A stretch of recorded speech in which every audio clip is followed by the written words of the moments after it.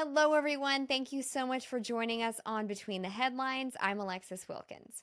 As America asks, how did we get here? It's time to dissect the origins of our present situation. This includes the education system design, our failure to educate our young about history in context, and the march towards censorship we're witnessing today. Let's look into it. I'm just saying that I want my country back.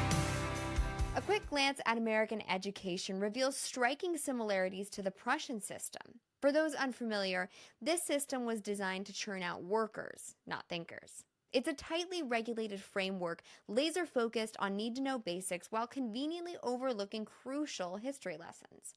The Prussian education system, a blueprint for obedient citizens, originated in the early 19th century in what is now modern-day Germany. Jump to the Industrial Revolution in the United States, and with the production line manufacturing on the rise, our elites saw a golden opportunity to use the exact same system to create a new generation of employees. Employees tethered to big corporations, dependent, virtually owned. Enter the Rockefellers and the Carnegies, titans of the industry with deep pockets and even deeper ambitions. John D. Rockefeller, in particular, sought to mold his ideal workforce. He saw the structure of the Prussian system and the suggestions and ideals of Horace Mann, including mandatory attendance laws, free schools, and organizing time with the ring of a school bell. Horace Mann's call for education in the Republic was noble, but his call for mandating and regulating it was not. In 1902, Rockefeller created the General Education Board for the price of $129 million. He called this donation philanthropy, but it still alerted the national education system in 1914 to say that the activity of the Carnegie and Rockefeller groups meddling within the school system was unsettling and was reminiscent of a takeover. Interest groups don't donate to something in that fashion unless there's personal profit involved. But still, the Education Board became the standard of learning for the nation and regulated the schooling criteria for the youth. So if indoctrination becomes the standard under which we live, how do we legalize it so that no one at the top gets in trouble?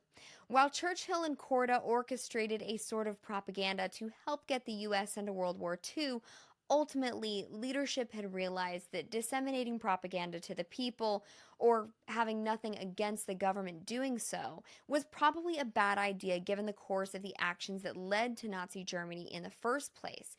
A radicalization of people slowly but surely by a kind of leadership. This was solved by the Smith-Mundt Act. South Dakota Republican Carl Mundt introduced the bill, and it was signed into law the following year by President Harry Truman. The act, in utility, was developed to regulate broadcasting and programs for foreign audiences produced under the guidance by the State Department, and it prohibited domestic dissemination of materials produced by such programs. The important part here is domestic dissemination. The context is important because this tends to be disputed by fact-checkers. We'll come back to that. The United States post-war was fearful that the wrong intentions could lead us astray, especially from the perspective of new public forms of communication, radio and TV. The state couldn't use propaganda against the people. The only part of this equation that they forgot, that the informational hour of public television and radio that belonged to the taxpayers shouldn't be based in shock value and ad revenue. And the laws passed about protecting information should be, well, protected. The law plainly said the government couldn't feed our people propaganda, and it couldn't feed it to other countries. This was until 2012 when the Obama administration didn't repeal this act, but they proposed a new package bill that would essentially override the Smith-Mundt Act, called the National Defense Authorization Act. This new act reframed the verbiage of the precedent without actually consulting the precedent. It acted as if we were controlling our external narrative to other countries. But the true revision was the responsibility our government has to tell us the truth. Of course, this served as a modernization act applying to social media and other mediums that wouldn't have been around in the late 40s. The main point here is, as of 2012, propaganda was legalized in the U.S. And we'll dive more into the fact-checking websites in another episode, but isn't it coincidental that fact-checking websites emerged at that very same time? So is it propaganda or is it real? our laws don't require that disclosure. This means that the common narrative is pliable at the whim of the government. Weaving what's popular and widely accepted isn't an accident. It's a requirement of this kind of takeover of culture and thought.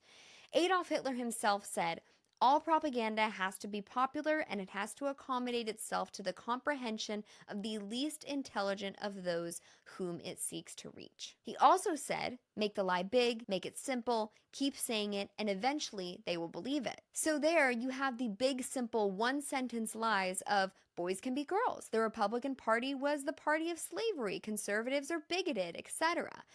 We wonder why the same people who fell for Black Lives Matter org and supporting the terrorist organization of Hamas without understanding the proper history or what they actually mean are kids from the Ivies. So if you have the education system regulated by the government, the media subsidized by the government, everything pointing in the same direction, the government giving us propaganda, you have a narrative for the whole population to abide by under the guise of freedom. You have the Department of Education leading guidelines and requiring schools to submit their rules. President Trump and Vivek Ramaswamy are the only two candidates who have said they will abolish the Department of Education should they be elected. Coincidentally, they're the only ones who seem to understand the nuance of national security and might actually help us evade a world war. And it's so much bigger than only the already historic conflict with Hamas and Israel. The whole Middle East is falling apart, and I bet this education system doesn't even teach kids a map of it anymore. Literacy rates are falling, math and science, the basics are considered racist to minorities, though I'm not sure how. The Armenia and Azerbaijan conflict is turning into a who will take which side in a war that's a millennia in the making, showing little promise of calm resolve. And like most geopolitical issues in the world, it's always about money and energy. There are fundamental differences in religion, culture, but at the end of the day, this is a pipeline problem. The United States wants Azerbaijan's gas, especially with Russia's exports being sanctioned because of our stance on Ukraine. That goes back to weak leadership in the US. Turkey and Azerbaijan are similar, but mostly they're aligned because they want the pipeline to reach the sea and profit together. India, Iran, Norway, and France are helping Armenia in various ways because of their own priorities, their protection of their transport corridor running north to south. If they're bordering hostility in a growing and power-hungry Azerbaijan, their imports and exports are at risk too. Pre-Hamas conflict, Israel was prioritizing their energy as well and siding with Azerbaijan. Now, unfortunately, things changed so quickly, and Turkey is flip-flopping on them and siding with Hamas and the Hezbollah for their own gain. Meanwhile, we've had over a century of little U.S. recognition of the Armenian genocide in order to keep our Turkish security and $45 billion BP investment intact. We're seeing alignment in negotiations more centered around BRICS development, with the U.S. barely even at the table. I will likely never be against countries advocating for themselves on the global scale. I will, however, call it out when the U.S. isn't advocating for itself. This administration has no intention of protecting its citizens. We send endless money to Ukraine, and we can't secure our own border. Who knows how many violent terrorists are within our own walls, if we had walls.